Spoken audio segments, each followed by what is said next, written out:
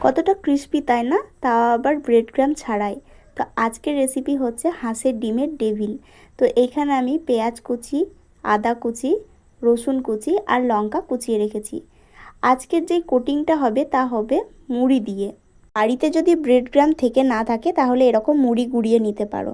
তো প্রথমে একটা মশলা তৈরি করব। এই যে জিরে, ধনে আর শুকনো লঙ্কা সেগুলোকে ড্রাই রোস্ট করে নিয়েছি, এরপর গুঁড়িয়ে নিয়েছি। তো এরপর ডিমের ডেভিলের যে পুর হবে সেটা তৈরি করব। তো সেই জন্য কড়াইয়ের মধ্যে দিয়ে দিয়েছি তেল। তেল গরম হয়ে এলে আগে থেকে কেটে রাখা পেঁয়াজগুলো দিয়ে দিয়েছি। পেঁয়াজটা হালকা নেড়ে নেওয়ার পর এর মধ্যে আগে থেকে কুচিয়ে রাখা রসুন কুচি ও আদা কুচি দিয়ে দিয়েছি। এরপর আমি দিয়েছি কিছু কাঁচা লঙ্কা। তোমরা সেটা স্বাদ অনুসারে দেবে, যে যেমন ঝাল খাও সেই রকম দেবে। তো তোমরা এখানে বাটা মশলা ব্যবহার করবে না, এরকম নর্মালি গ্রেট করে নিলেই হবে। যেমন আদা রসুনগুলো আমি গ্রেট করে নিয়েছি। এরপর এখানে একে একে হলুদ গুঁড়ো আর বিট লবণের গুঁড়ো দিয়েছি, আর দিয়েছি নর্মাল লবণ। এরপর সব কিছু বেশ ভালোভাবে কষিয়ে নেব। এরপর আগে থেকে সিদ্ধ করে রাখা আলুগুলো দিয়ে দিচ্ছি।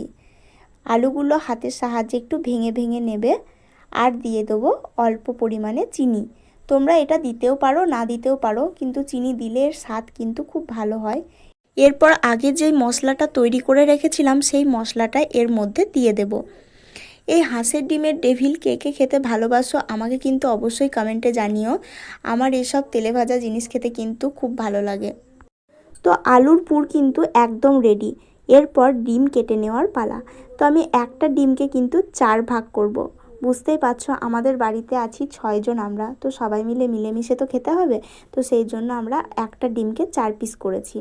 তো এই যে বাটিতে নিয়েছি সামান্য কর্নফ্লোর, আমি জল দিয়ে গুলিয়ে নিয়েছি। এরপর দিয়েছি সামান্য বিট লবণ। এরপর অল্প অল্প করে আলুর পুর নিয়ে নিচ্ছি। এরপর এই যে ডিমটাকে ওই উল্টো দিকে রেখে এইভাবে কোট করে নেব। এটাকে আমি পুরোপুরি ডিমের মতোই তৈরি করেছি, দেখো পুরো হাঁসের ডিমের মতোই লাগছে দেখতে। তো এরপর কর্নফ্লোর গোলা জলের মধ্যে প্রথমে দিয়েছি। এরপর ওই যে মুড়ি গুঁড়িয়ে রেখেছিলাম তো সেই মুড়ির মধ্যে দিয়ে দিচ্ছি। তো মুড়ি দিয়েও কিন্তু খুব সুন্দর একটা কোটিং তৈরি করা যায়। বাড়িতে যদি ব্রেড ক্রাম্ব থেকে না থাকে তাহলে তোমরা এই পদ্ধতি অবলম্বন করতে পারো। এটা খুব সুন্দর হয় খেতে। কেউ নিরাশ হয়েও না যে মুড়ি দিচ্ছি বলে খারাপ হবে, সেরকম কোনো ব্যাপার নেই, খুব সুন্দর হয়। তোমরা তৈরি করে দেখো। তো এই যে আমি সবগুলো তৈরি করে নিয়েছি। এরপর কড়াইয়ের মধ্যে দিয়ে দিচ্ছি সর্ষের তেল।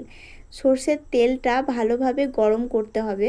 তো সর্ষের তেলটা গরম হয়ে এসেছে। এরপর একে একে ডিমের ডেভিলগুলো তেলের মধ্যে ছেড়ে দেব।